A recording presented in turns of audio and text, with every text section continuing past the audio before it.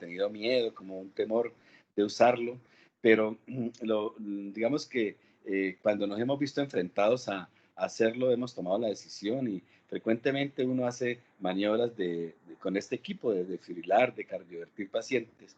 Entonces vamos a hablar sobre esto el día de hoy.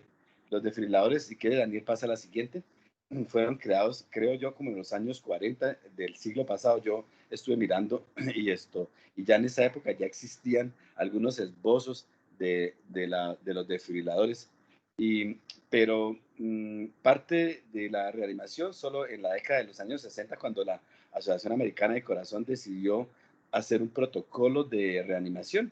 Entonces se metió la desfibrilación como un elemento esencial de la reanimación. Sin embargo, yo tengo muchos años de trabajar en esto y he visto cosas que ustedes tal vez no han visto, porque ustedes en la guía que este año tienen que cambiar, porque la anterior, la actual es del 2015 y cada 5 años se está renovando y estamos esperando la nueva guía para las nuevas instrucciones. En las guías anteriores, yo me acuerdo que había momentos donde se desfibrilaba hasta 3 veces consecutivas, ¿sí? Y se consideraba como adecuado. Ahora, pues, en la guía que estamos, pues, no se considera de esa forma. También no existían todos los desfibriladores que hay ahora, por su tecnología han cambiado también un poco. Vamos a hablar de eso un poco más adelante. Entonces, eran inicialmente unos desfibriladores en los cuales la energía fluía de un lado de una paleta, de un electrodo hacia el otro, y esa energía pues atravesaba la pared del tórax, atravesaba el corazón y otra vez la pared del tórax para llegar al otro electrodo, o sea que de una paleta pasaba a la otra. Eso se conoce como una descarga monofásica, donde la energía fluye en un solo sentido, pero lo que busca es atravesar el corazón para producir el efecto fisiopatológico que vamos a mencionar ahorita. Ahora después, como a principios o a final del siglo y a principios de este siglo, vinieron otros desfibriladores que son unos desfibriladores bifásicos, donde la energía está fluyendo en ambos sentidos, de una paleta hacia la otra, y en ambos sentidos, de tal forma que atraviesa las mismas estructuras, o sea, la pared del tórax, el corazón y otra vez la pared del tórax, pero en ambos sentidos. Eso ha facilitado o ha permitido que se usen menos carga de energía, o sea, se usa menos carga. Pero, sin embargo, los dos procedimientos, con el monofásico, con el bifásico, hacen lo mismo. ¿Sí? Hacen lo mismo y los monofásicos no han desaparecido. Los monofásicos siguen siendo útiles, y en el hospital hay de ambos, hay monofásicos y hay bifásicos. Hay que estar como pendientes del uno del otro. Pasa a la siguiente, por favor. Se preguntarán ustedes, bueno, ¿pero qué es desfibrilar? Entonces, todo el mundo dice cosas, dicen resetear, reiniciar, etcétera, etcétera. Pero no, desfibrilar es despolarizar, porque los corazones de nosotros todavía son, son naturales, no son Apple ni Samsung, como para resetearlos o reiniciarlos. Entonces, todavía por ahora es despolarizarlos.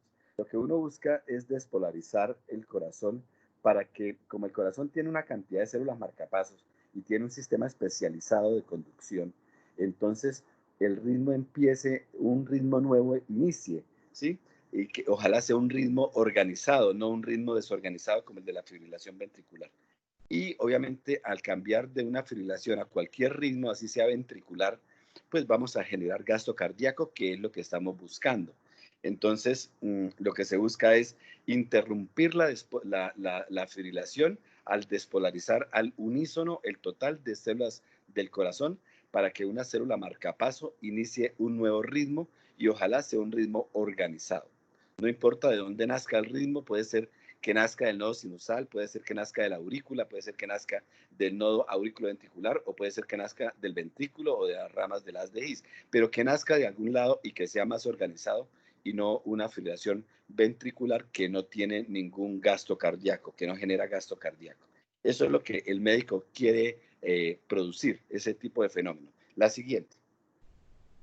Entonces está en la foto pues un desfibrilador y las dos posibilidades, una monofásica y la otra bifásica, en el cual el médico tiene que elegir. En el monofásico para desfibrilar se requieren de 360 julios y en el bifásico se requieren de 200 julios. Esto es muy importante saberlo porque el equipo donde nosotros estemos trabajando lo tenemos que conocer. Y entonces uno cuando lo pone a trabajar en un servicio de urgencias, lo ideal es que uno conozca el equipo con el que va a reanimar sus pacientes y saber que tiene un equipo bifásico o un equipo monofásico. Un médico puede reconocerlo porque usualmente en el monofásico, pues en el dial o en los julios máximos se llega hasta 360. En cambio, en el bifásico, pues no se llega hasta esta descarga porque no se usa.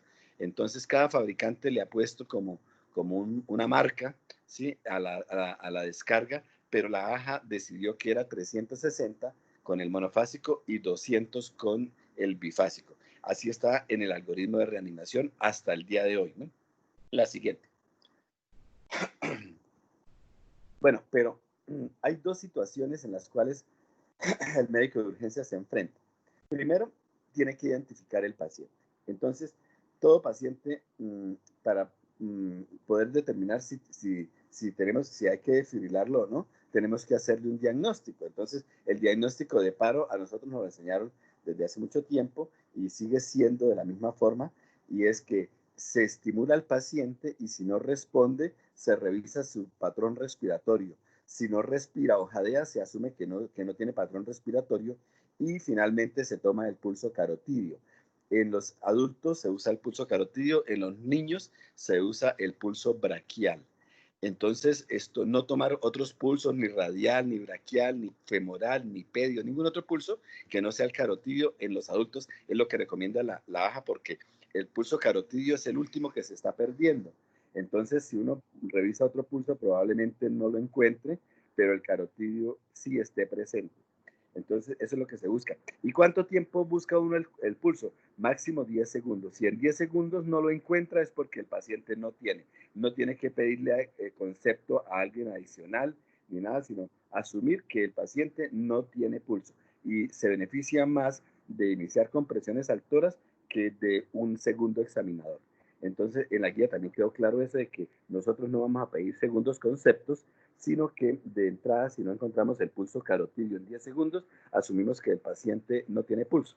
Y obviamente es un síndrome porque el paciente no responde, no respira o jadea y no tiene pulso. Entonces, cumple con esos tres requisitos y el paciente, el médico fácilmente, sin haberle hecho electrocardiograma, sin haberlo monitorizado, sin haberle hecho nada, puede asumir que el paciente está en paro e iniciar una reanimación. O sea, no necesita ningún elemento, ni oxímetro de pulso. El oxímetro es peligroso porque recuerden que el oxímetro mide el color y esa onda de color y calor, esto puede ser falseada y hay personas que llegan con oximetrías de 30, 40, pero el paciente está en paro. Eso es un falso resultado y los médicos se han guiado a veces erróneamente por este parámetro y ese no sirve.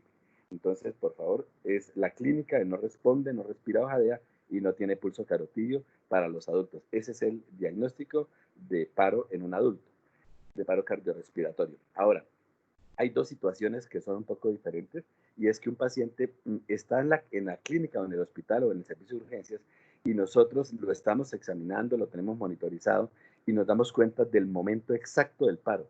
Entonces, tenemos un paro presenciado. Pero puede ser que esté en la clínica o esté en el hospital o en un servicio de urgencias y no nos demos cuenta del momento en que hizo el paro o el paciente llega de la calle. Entonces, en paro. Entonces, ese paro no es presenciado. Entonces, son dos situaciones un poco diversas, diferentes, y el médico tiene que conocerlas. ¿Por qué? Porque en el paro presenciado prima la desfibrilación sobre cualquier maniobra. Entonces, le empezaría a hacer compresiones altoras mientras le acercan el desfibrilador, porque es muy probable que el paciente esté en un ritmo desfibrilable. Eso en el paro presenciado. En cambio, en el paro no presenciado, es mejor darle 2 minutos de compresiones altoras. Entonces, porque probablemente el paciente ya no esté en un ritmo desfibrilable y a los 2 minutos sí verificar el ritmo y el pulso. Recuerden que la secuencia de la reanimación es de 30 en el paciente que no está intubado, es de 30 compresiones altoras por 2 asistencias ventilatorias, repetir esta secuencia 5 veces y eso da más o menos 2 minutos. Recordar que la velocidad de las compresiones al tórax es de 100 a 120 compresiones por minuto. Eso es lo que está en la guía.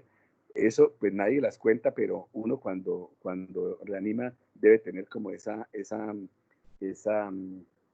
velocidad de las compresiones y que las compresiones sean efectivas, que generen pulsos, ¿sí? Que uno, pues alguien le monitorice el pulso, que se vea la onda de la compresión, ¿sí? Para en el trazo del electrocardio, del monitor, para saber que se está haciendo algo efectivo.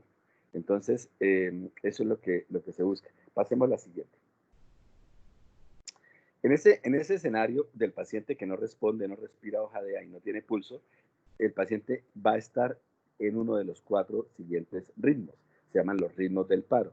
Entonces, habrá 2 ritmos que son defibrilables, como son la fibrilación ventricular y la taquicardia ventricular sin pulso. Tienen que ponerle el apellido de sin pulso, porque si ustedes dicen taquicardia ventricular sin el apellido de sin pulso, ese no es un ritmo de paro. Y un paciente puede hasta caminar, puede hablar con taquicardia ventricular y no está en paro. Obviamente, para que cumpla el requisito de paro, recuerde que era inconsciencia, o sea, no responde, no respira o jadea y no tiene pulso. O sea que para que uno diga que tiene una taquicardia, un ritmo de paro en taquicardia ventricular, debe colocarle sin pulso, porque en la clínica del diagnóstico se hizo que no tenía pulso. Entonces, los 2 primeros defibrilables y los 2 no defibrilables serían la asistolia y la actividad eléctrica sin pulso. Casi siempre el médico tiene que determinar rápidamente cuál es el ritmo para poder actuar, porque si hay que defibrilarlo, pues lo va a defibrilar. Entonces, en el escenario del paciente que tiene un paro presenciado, pues habrá que hacerlo por encima de cualquier otra maniobra. En el paciente que tiene un paro no presenciado, le vamos a dar compresiones al tórax y asistencia ventilatoria durante 2 minutos. 32, 5 veces por 2 minutos, 5 ciclos. Entonces, eso es lo que la guía nos recomienda. La siguiente.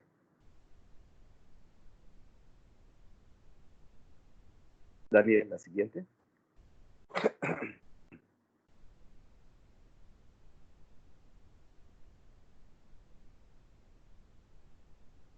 Bueno, ya. Esto. Bueno, Daniel, ya la tengo, es que no me estaba fijando bien. En las medidas de seguridad de todas las defibrilaciones y todas las cardioversiones, el médico tiene que tener algunas normas de seguridad, porque no puede ser que uno resulte despolarizando a un compañero, por ejemplo, ¿sí? Y en ese caso serían 2 muertos, el que ya estaba muerto y el compañero, o uno mismo, de pronto sufre el accidente uno mismo, y entonces también serían 2 muertos porque al reanimador nadie va a ser capaz de reanimarlo porque está solo, está en un rural. Entonces, las medidas de seguridad son las siguientes. Primero, hay que usar geles electrolíticas que sea protectora además de la piel, porque le puede causar quemaduras al paciente. Y además la piel le infunde una resistencia natural al paso de energía. La piel tiene esa consideración que es resistente al paso de energía. Entonces, si uno le adhiere una gel electrolítica que que aumente la conducción, pues la energía va a atravesar más fácil la pared del tórax. Esa es como la primera medida. Gel para facilitar la penetración de la energía y aumentar la conductibilidad y para no quemar al paciente. La segunda medida es el acople perfecto de las paletas. Las paletas son totalmente lisas, no son rugosas. Entonces, la paleta tiene que estar completamente coactada sobre la piel del paciente para que no exista la posibilidad de que se escape la energía hacia el aire, hacia el ambiente.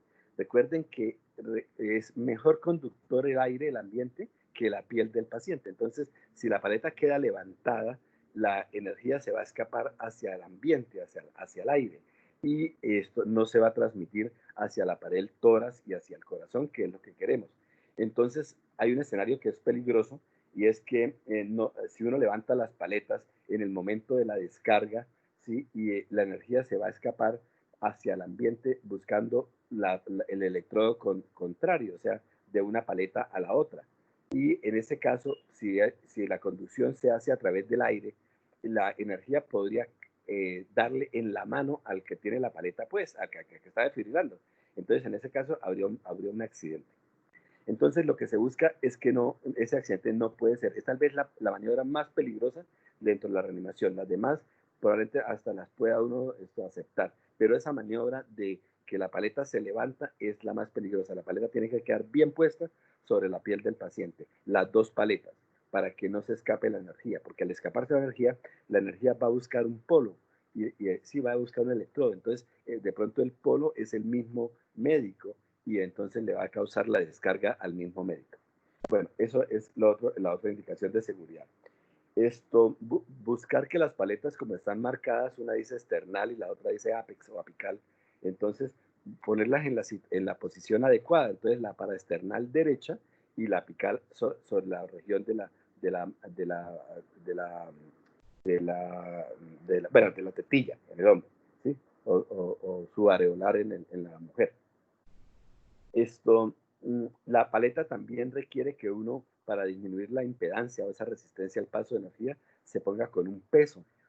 Tiene que tener un peso. Digamos que si uno apenas la sobrepone sobre el tórax, la energía se va a escapar. Entonces, pero si uno le pone un peso que se puede tolerar hasta de 10 kilogramos, pues la energía no se escapa y la energía va a atravesar la pared del tórax, que es lo que se busca. Entonces, lo ideal es que la paleta se ponga, ojalá con fuerza, sobre la pared del tórax y obviamente a producir la descarga avisándole previamente al personal que está actuando junto con nosotros para que ellos se retiren y no tengamos accidentes.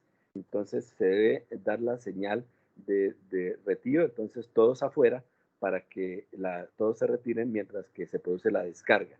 Esa es una señal universal de ayuda para que no, como una medida de seguridad para que no existan accidentes con los otros colaboradores de la reanimación. Entonces, esas son como las medidas esenciales. La siguiente, recuerde que 200 julios para el bifásico y 360 para el monofásico está en la guía de la AJA de esa forma. La siguiente, los pasos de la defibrilación van a ser 3 pasos. Entonces los vamos a ir enumerando uno a uno. Son, primero, selecciono la energía. O sea, yo ya tengo el paciente, no responde, no respira o jadea y no tiene pulso carotidio en 10 segundos. Ya lo tengo. Entonces está en un ritmo que es defibrilable, fibrilación ventricular o taquicardia ventricular sin pulso. Entonces lo voy a desfibrilar. Entonces los pasos son los siguientes. Selecciono la energía. 200 julios para el bifásico y 360 para el monofásico. Así quedamos. Cargo, o sea, hay un paso 2. Incluso los desfibriladores tienen el número, o sea, el paso 1 está en el dial donde uno acomoda la cantidad de energía, el paso 2 está en un botón que dice carga, ¿sí? Y el paso 3 es de descargar. Hay dos posibilidades para descargarlo. Una posibilidad es al unísono en las paletas, recuerden, ¿sí? También se puede hacer desde el desfibrilador. Y el cargar también se puede hacer desde el desfibrilador o también uno puede con la paleta derecha, en la que está sobre la external, la que tiene en su mano derecha, en esa puede también cargarlo. Hay un botoncito lateral donde uno puede cargar el desfibrilador. Pero en general el desfibrilador viene marcado con los 3 pasos, 1 para la energía, selección de la energía, 2 para cargar y 3 para descargar. Entonces en la parte anterior de las paletas está el botón y se deben oprimir al tiempo los 2 botones. La energía se descarga entonces de esa forma, al unísono, los 2 botones al tiempo y en ese momento, si hemos hecho esos 3 pasos, nosotros hemos desfibrilado a un paciente. No lo hemos cardiovertido, eso lo vamos a ver más tarde, pero en este caso sería solo desfibrilación. Entonces, esos serían los pasos para hacer. La siguiente. Aquí hay una cosa que yo quiero recalcar y es que, ¿qué sigue después de desfibrilar? Recuerden que casi siempre nos confundimos, queremos mirar el ritmo, queremos mirar el pulso, queremos mirar el ritmo y el pulso, etc. Pero no, la guía dice que uno después de desfibrilar, un paciente debe hacerle reanimación básica. Entonces le debe volver a iniciar las compresiones al tórax y la asistencia ventilatoria. Eso es lo que el médico le debe hacer y no ponerse a buscarle pulsos, a buscarle ritmos. Eso es lo que la guía nos dice, porque el corazón está aturdido con la descarga y entonces no va a iniciar un ritmo antes de unos 15, 16, 17 segundos, si es que lo va a iniciar. Y el médico quedaría paralizado mientras que el corazón arranca. Entonces la guía dice, no, ¿qué tal que no arranque? Entonces mejor dele compresiones al tórax. Y después a los 2 minutos sí verifique el ritmo y el pulso. Entonces después de cada descarga uno debe reiniciar la reanimación básica con compresiones, 30 compresiones por 2 asistencias ventilatorias, 5 ciclos de esto, o sea, 2 minutos. Estamos hablando de pacientes que no están intubados. Cuando el paciente está intubado, la cosa cambia un poco porque uno no suspende las compresiones al tórax para ventilar al paciente, sino que el que da compresiones al tórax da 100 a 120 compresiones por minuto durante 2 minutos y el que hace la asistencia ventilatoria da una asistencia ventilatoria con la bolsa más o menos cada 6 segundos. De tal modo que por minuto va a dar 10 asistencias ventilatorias. Así está en la guía. Pero es en el escenario de paciente intubado. Pero estamos hablando de paciente no intubado, como la guía nos lo sugiere. La siguiente. Bueno, ¿tienen preguntas con respecto a la desfibrilación?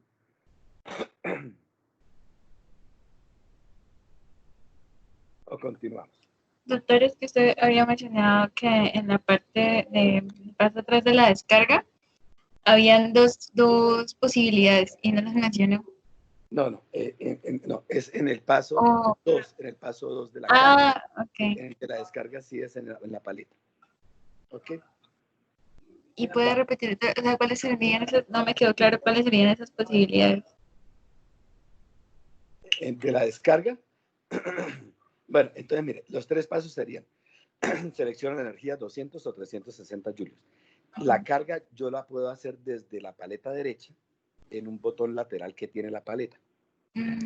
O la puede hacer otra persona desde el desfibrilador. Es que esto se hizo porque resulta que a veces uno queda mal colocado con respecto al paciente. Entonces no siempre queda uno al lado del desfibrilador, sino que el paciente queda en la mitad. O sea, la camilla queda, el equipo queda de un lado y usted queda del otro. Entonces usted no puede acceder al desfibrilador directamente. Entonces le pide al de allá, por ejemplo, que le cargue desde el desfibrilador, o usted mismo lo hace porque usted tiene la paleta en la mano. Entonces, para eso se hizo eso, que si usted ve la incomodidad de que usted le toca hacer todos los pasos, pues usted mismo le hace la carga. Es eso. Ya, vale, gracias. Bueno, ahora vamos a hablar de la cardioversión eléctrica, que es un escenario diferente, o sea, es un paciente que no está en paro, o sea, es un paciente que tiene una arritmia rápida, pero el paciente no está en paro, o sea, nos vamos a apartar, ya dejamos el paciente en paro y ahora vamos con un paciente que no está en paro. Es un paciente que hizo una arritmia rápida y rápida para el adulto se considera mayor a 150 latidos por minuto. ¿Por qué? Porque la gran cantidad de los adultos nos colapsamos, ¿sí?, cuando la frecuencia cardíaca es superior a 150 latidos por minuto. En el niño no, en el niño los recién nacidos toleran 200 y los niños más grandes 180, o sea que vamos a partir de que son personas adultas mayores de 18 años, los que tenemos esa posibilidad de inestabilizarnos cuando la frecuencia cardíaca está mayor a 150. Entonces la cardioversión eléctrica se usa solo sí para pacientes que tienen arritmias. No estamos hablando de ritmo sinusal. Estamos hablando de arritmias rápidas, ¿sí? No ritmos rápidos. Ahí excluyan el ritmo sinusal. Es la arritmia rápida, ¿no? Porque una persona podría, por ejemplo, intoxicado con tricíclicos, tiene una taquicardia sinusal, 160 por minuto, y entonces ahí la cardioversión no sirve, porque él no tiene una arritmia, es un ritmo en ritmo sinusal con una taquicardia. Y si lo inestabiliza, probablemente tengamos que buscar otra forma, ¿sí?, para controlar esa arritmia. Y pues buscar antídotos y cosas así. Entonces no es el escenario. El escenario es para un paciente que tiene una arritmia rápida mayor a 150 latidos por minuto, excluyendo la la taquicardia sinusal. Entonces, ese paciente estará inestable, ¿verdad? Él no está en paro. ¿Y cómo sé que el paciente está inestable? Pues yo le miro la presión arterial. Si la presión sistólica es menor de 90 o la media es menor de 65, asumo que está hipotenso. Si tiene disnea, si el pulso es rápido y débil, si tiene un llenado capilar prolongado mayor a 3 segundos, si tiene alterado el estado de la conciencia, está confuso, por ejemplo, si tiene dolor en el tórax, si tiene como angina, también, si tiene congestión pulmonar, también. Entonces, yo me baso como en un síndrome en el cual veo un paciente muy malo porque está respirando rápido, porque está hipotenso, porque tiene un pulso débil, porque tiene un llenado capilar prolongado, probablemente esté diaforético, está alterado o confuso, si el estado de la conciencia o estará confuso, y a veces algunos que tienen una reserva coronaria disminuida, pues tendrán dolor en el tórax, y algunos hacen edema agudo de pulmón y estarían con congestión pulmonar. Entonces, ese es el escenario de un paciente que no tolera que le coloquemos antiarrítmicos, porque está muy grave, se va a morir si no lo intervenimos rápidamente, y él no toleraría una impregnación prolongada, por ejemplo, con un antiarrítmico que probablemente lo vaya a hipotensionar más. Entonces es un paciente que tiene un escenario rápido, agudo, que amenaza la vida y que tenemos que producirle una cardioversión eléctrica. Entonces, la cardioversión tiene, a diferencia de la desfibrilación que la guía nos recomienda, 300 para el bifásico, para el monofásico, 360 para el monofásico y 200 para el bifásico, aquí hay unas dosis un poco diferentes. Entonces cada arritmia tiene como una dosis, pero es difícil como que uno se aprenda cuál es la dosis de una arritmia. En general, las arritmias supraventriculares requieren dosis bajas, como entre 50 y 75 julios, y las arritmias ventriculares requieren dosis más altas, como 100 julios. Entonces la guía dice pues que empiece con la dosis mínima, ¿sí? Y que la doble. Si fracasa, doble la dosis hasta que obtenga el tope del equipo, o sea, 200 del bifásico y 360 del monofásico. Así está en la guía. Sin embargo, ustedes van a ver que la cardioversión actualmente la estamos haciendo un poco diferente. Nosotros no queremos como fracasar y estamos usando energías tope, ¿sí? Obviamente el paciente tiene que estar bien sedado y con analgesia para que la tolere. Esa es como la recomendación. Entonces, nosotros pero no está así en la guía. O sea, si a uno le hacen un examen pues para una universidad, le dicen con cuántos julios se debe cardiovertir una taquicardia supraventricular y el paciente inestable, usted debe responder 50, porque esa es la dosis como está en la guía, ¿sí? O un floater, entonces 75, porque así está en la guía. Pero en la vida real, lo que ustedes van a ver es que estamos usando dosis un poquito no, superiores a estas para no hacer sino una sola vez la descarga. Eso es lo que se está viendo. Es probable que en la guía nueva, o no sé, o algún día eso cambie y nos recomienden dosis más altas para unificar, ¿sí?, las descargas y no tener que hacer múltiples descargas, pero todavía no lo han hecho. Entonces, yo aspiro que eso se haga, ojalá sea de una vez en esta guía, que los expertos nos recomienden usar dosis más altas. Bueno, la siguiente. De todos modos, sí tenemos que saber qué es lo que estamos haciendo. Nosotros vamos igualmente, como en la desfibrilación, a despolarizar el corazón. ¿Por qué? Porque nosotros tenemos una arritmia que no genera un buen gasto cardíaco y queremos interrumpirla. Pero para poderla interrumpir, o sea, tenemos que despolarizar todas las células del corazón y por eso vamos a hacerle esta descarga. Pero hay un punto adicional y es que aquí hay ciclo cardíaco. O sea, el paciente va a tener un ciclo cardíaco, lo que no tenía el paciente en paro, que era una fibrilación auricular. Entonces acá lo que se busca es que la descarga se haga sobre un sitio del ciclo cardíaco donde se haya repolarizado el mayor número de células. Y esto corresponde a la R del complejo QRS.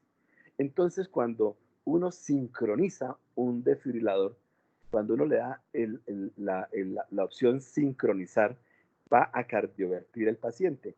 ¿Por qué? Porque lo va a hacer en un momento del ciclo cardíaco donde se ha repolarizado la mayor cantidad de células que corresponde a la R del complejo QRS.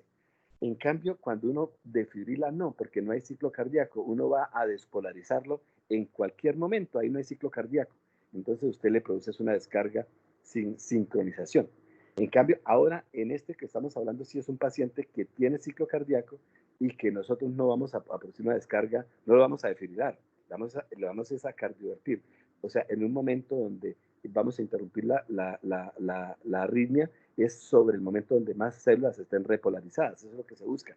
Y el equipo tiene un botón, la siguiente, que es el de la sincronización, y esto, y entonces los pasos, perdón, ahí ya creo que pasamos de tema. Volviendo al anterior, esto, el equipo tiene tendría un cuarto paso, ¿verdad? Que es la sincronización. Entonces, un médico, ¿qué debe hacer? Debe seleccionar la energía, o sea, primer paso. Segundo paso, sincroniza. Tercer paso, carga. Y cuarto paso, descarga.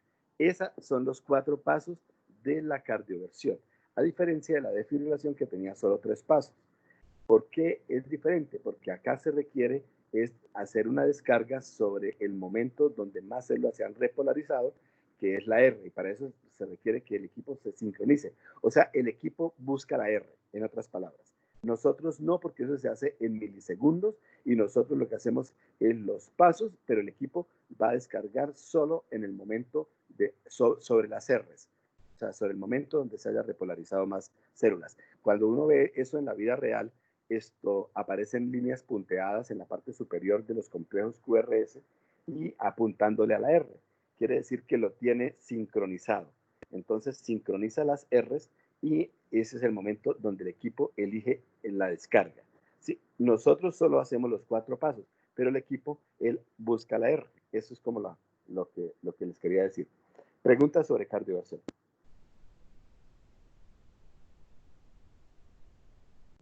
Doc, perdón, ¿me podría por favor repetir los 4 pasos? Bueno, los de la cardioversión. Entonces son, primero, selecciono la energía, la carga, ¿sí?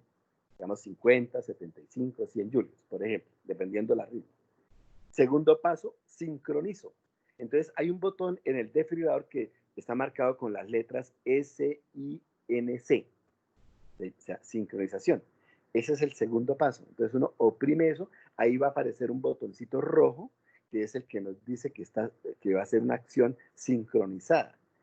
El tercer paso es cargar esa energía que ya hemos elegido y el cuarto paso es descargarla sobre el paciente. Entonces serían 4 pasos en la cardioversión y 3 en la desfibrilación. ¿Sí queda claro? Sí, es que me había faltado un paso. Gracias. Bueno, pasemos entonces a la siguiente. Doc, tengo una pregunta. Ahora, Doc, entonces, para cambiar el equipo de desfibrilación a cardioversión, la única diferencia es oprimir el botón de sincronizar. O sea, si no lo oprimo, el equipo quedaría como desfibrilador, pero si lo oprimo, quedaría como cardioversión. O sea, esa es la única diferencia para cambiar. Es la única diferencia, exacto. Si usted hace 3 pasos y no oprime la sincronización, defibrila. Y si usted oprime, hace 4 pasos y oprime sincronización, cardiovierte. Esa es como la diferencia. Y el paciente es diferente, es un escenario, el primero de un paciente en paro y el otro de un paciente que no está en paro, que tiene una arritmia rápida que lo inestabiliza. Listo, muchas gracias. Vamos al siguiente, que es el marcapaso transcutáneo. El marcapaso transcutáneo, bueno, yo lo traigo acá porque es que resulta que en el hospital, cuando ustedes vayan, es que no sé cuándo será eso, yo siempre hacía esta charla allá con un desfibrilador, porque es que lo ideal es tener el equipo, ¿verdad? Bueno, ellos tienen unos parches, en el hospital hay varios desfibriladores que tienen marcapaso transcutáneo. Entonces, a grosso modo, para orientarnos, existen como 3 tipos de marcapaso. Bueno, 3 tipos de forma de marcapaso, ¿sí? Porque marcapasos existirán muchísimos. Pero entonces, digamos que una forma es a través de la piel, con un marcapaso transcutáneo, en la cual se le ponen, como ustedes ven allá, unos parches sobre la pared anterior o posterior del tórax, ¿sí? Y unos electrodos en parche adhesivos, ¿verdad? Y y esos electrodos, a través de ellos, uno puede crear estimulación eléctrica para que el corazón reciba una descarga eléctrica desde ahí y se empiece a contraer, ¿sí?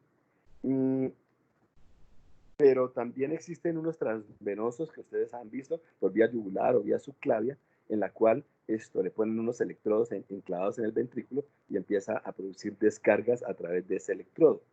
Y ustedes han visto el otro, que es el definitivo, que es un equipo, un generador que está implantado en la piel, debajo de la piel, sobre del músculo, en el pectoral principal, generalmente del lado izquierdo a nivel subclavicular, ¿sí? Entonces es un sitio que es el que más se usa porque no interfiere con las maniobras de reanimación.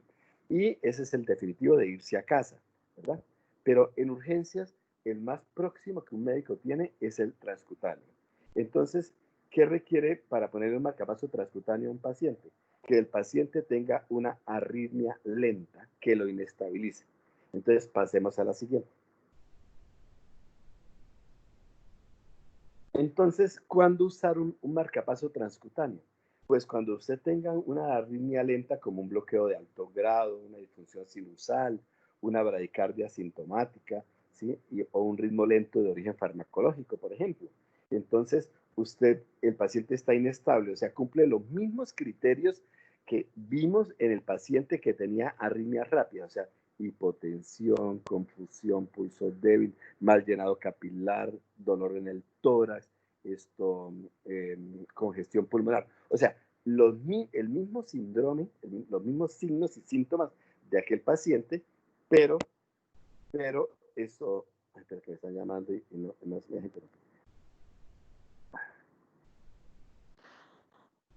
Pero los mismos signos, pero ahora es un ritmo lento porque tiene una enfermedad del nodo sinusal o algo así, o una disfunción sinusal, y ese ritmo lento es el que lo inestabiliza, o sea, genera un gasto cardíaco pobre para ese paciente. Entonces el paciente empieza a tener signos y síntomas derivados de ese bajo gasto cardíaco que está generando ese ritmo lento.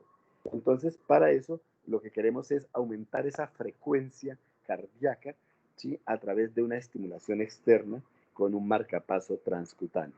Eso es lo que quería como decirles.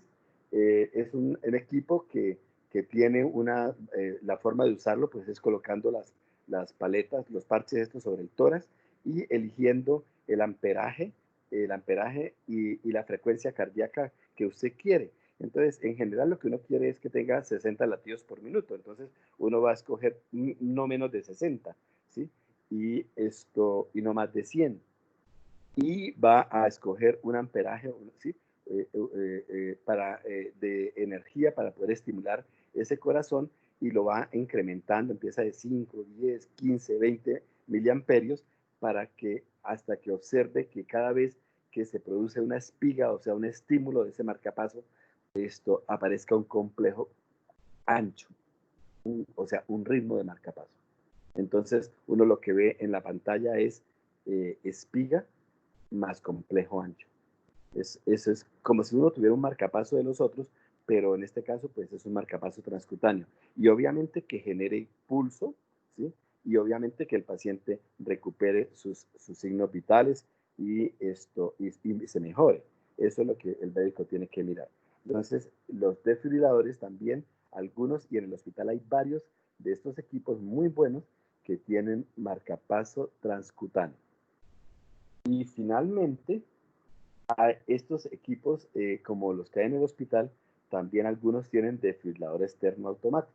Es algo diferente, es un equipo también con parches adhesivos, en la cual el equipo identifica la fibrilación ventricular y él mismo va a producir una descarga. Se usa mucho en el ámbito extrahospitalario, se usa para transportar pacientes que han tenido parada cardíaca, y esto asegura los traslados en ambulancias, porque recuerden que en la ambulancia es difícil que uno se dé cuenta si un paciente fibrila o no. Eso hemos visto la cantidad de fracasos de pacientes transportados que llegan en paro al servicio de urgencias porque el médico y los paramédicos no se dan cuenta del momento en que el paciente repitió el paro. Y casi siempre ustedes van a ver que dicen, no, pero es que el paciente venía con pulso y todo. Entonces uno dice, pero ¿por qué siempre les pasa lo mismo? O sea, ¿por qué esos pacientes están en paro y no se habían dado cuenta? Entonces todos dicen que es que ahí en la puerta fue que hicieron el paro probablemente. Yo inicialmente pensaba que era que la puerta tenía algo electromagnético, alguna cosa de esas, pero cuando trabajamos en la parte de abajo, cuando nos pasamos a la parte de arriba me di cuenta que no era la puerta, o de pronto es la puerta del sol. Yo no sé qué puerta sea la que ellos dicen, pero los pacientes llegan en paro porque los médicos no se dan cuenta o los paramédicos no se dan cuenta. Entonces, la única forma sería que el desfibrilador se diera cuenta, el desfibrilador externo automático, y él los alertara de que el paciente está en paro y que iba a hacer una descarga, porque estos aparatos hablan, dicen, ¿sí? que identifican la arritmia. Entonces, los desfibriladores que hay en el hospital, hay uno alemán que es muy bueno, que esto tiene también esta cuarta función, o sea, desfibrila, cardiovierte, tiene marcapaso y tiene un desfibrilador externo automático. Ese es como lo que yo quería comentarles. No sé si tengan preguntas. Doctor, una pregunta. Al hablar de arritmias lentas, hace referencia a la velocidad de respuesta ventricular, ¿sí? Sí, señor. Entonces, digamos que una persona tiene una fibrilación bloqueada, ¿sí? Tiene una bradicardia sinusal profunda sintomática, ¿sí? Esto tiene un bloqueo MOVIS 2 o grado 3 auriculoventricular. Entonces, esas son las arritmias lentas que suelen inestabilizar a los pacientes. Listo, gracias. ¿Más preguntas?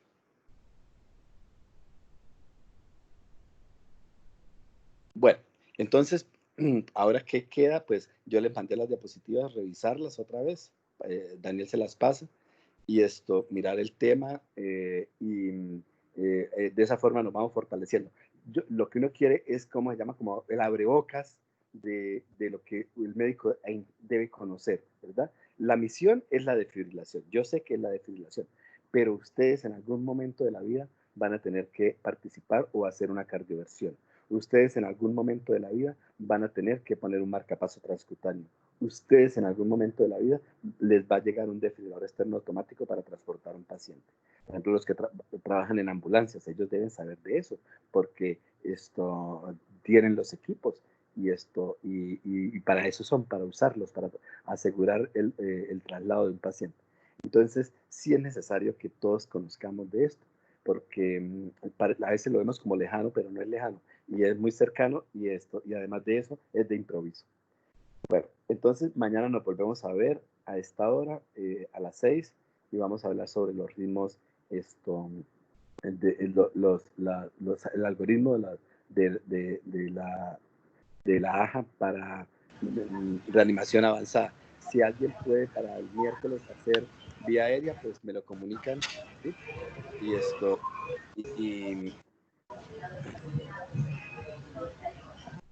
Aló, me están entrando llamadas y llamadas.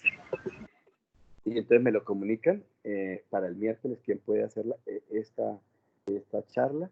Y bueno, y ahí seguimos. Todas las semanas vamos a hacer otras charlas. Les voy a dictar en este momento algunas que deben revisar.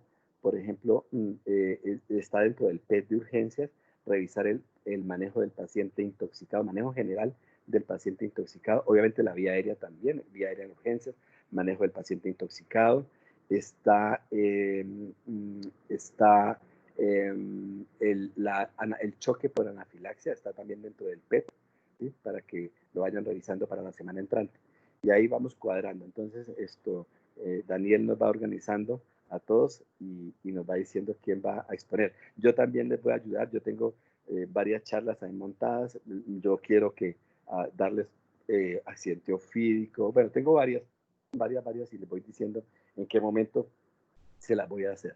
Entonces, ahí vamos, ¿sí? Este era como el primer día para conocernos y empezar y conocer la dinámica, ¿vale? Vale, doctor, muchas gracias. Listo, muchas gracias. Gracias, Bueno, doctor. Entonces, Gracias. y muchas gracias. Muchas gracias por su asistencia. Hasta luego. Muchas Hasta gracias. luego. Hasta luego a todos. Que Hasta esté bien. luego. Nos vemos mañana. Buenas noches. Buenas noches.